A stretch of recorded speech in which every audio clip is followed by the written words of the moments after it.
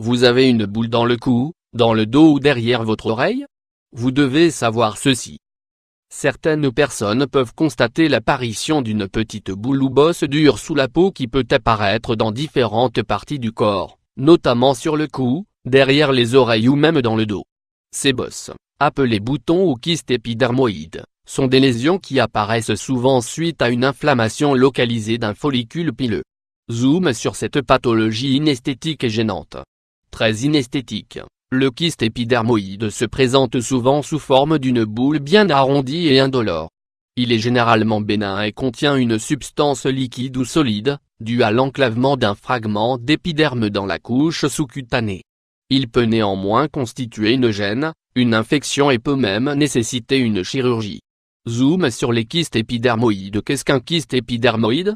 Ces kystes résultent habituellement d'un gonflement ou d'une inflammation des follicules pileux. Ils sont de petite taille mais peuvent cependant grandir ou régresser spontanément. La peau se trouvant au-dessus du kyste peut souvent avoir une couleur normale, qui deviendra claire quand le kyste est superficiel ou rouge si le kyste est inflammatoire. Le kyste épidermoïde est formé d'un épithélium squameux stratifié qui ressemble à l'épiderme, riche en kératine et en sébum. Ces kystes peuvent devenir très gênants ou douloureux et il est donc souvent conseillé de les enlever. Quelles sont les causes et les symptômes des kystes épidermoïdes? Les symptômes sont très reconnaissables.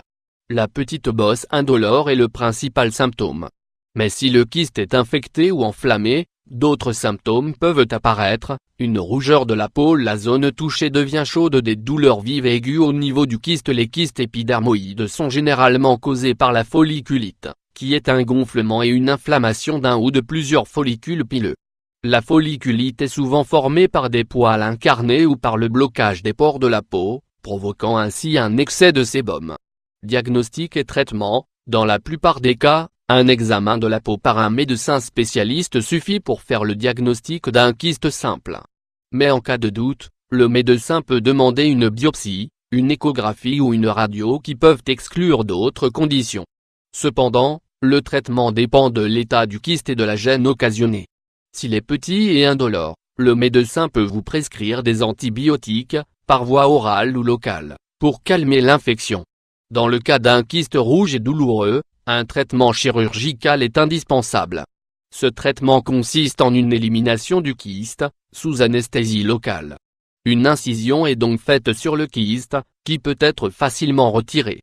La plaie est ensuite recousue et une cicatrice peut être un peu visible.